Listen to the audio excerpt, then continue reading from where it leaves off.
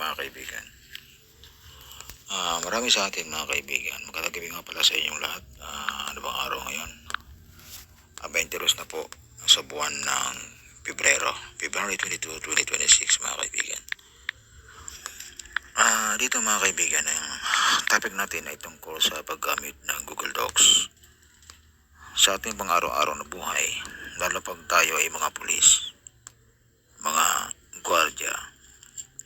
Alam ko, may mga pulis hindi rin to alam.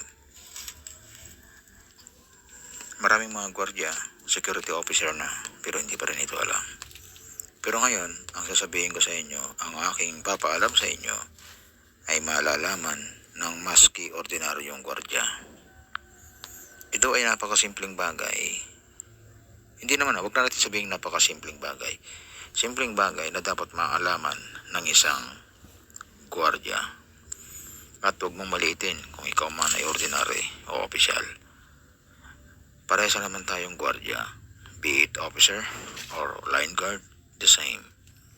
We have to make reports on that spot, on the very place, on the very point where you are located, exact coordinates where you are standing.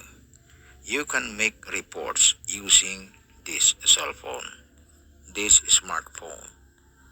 Mga kaibigan, hindi mo kailangang may laptop, hindi mo kailangang may desktop. The only thing you need is ma-download mo ang application na to. Simple lang. Google Docs. Saan makikita? Sa Google Chrome. I-download mo lang yan sa Play Store at makukuha mo na agad ang Google Docs app. Paano paggamit niyan mga kaibigan? Napakaraming bagay. Napakaraming gamit niyan. Maging sa personal at sa official duty natin sa ating trabaho mga kaibigan. Sa susunod na aking vlogs ay aking ilalahad sa inyo ang mga vital na gamit, mga pangunahing gamit ng Google Docs mga kaibigan.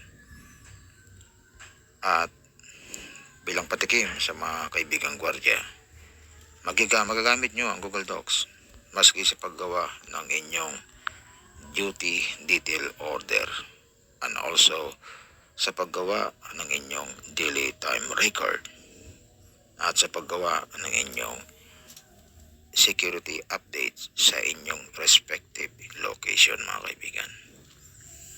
Maraming salamat mga kaibigan. Ito lang muna pansamantala. Kaya akin kayong inaanyayahan susunod na aking paglalahad o presentasyon sa aking YouTube channel, Lupang Hinirang. Inyong alamin ang mga bagay-bagay na ating kailangan sa ating mga aktual na trabaho at pang-araw-araw na buhay.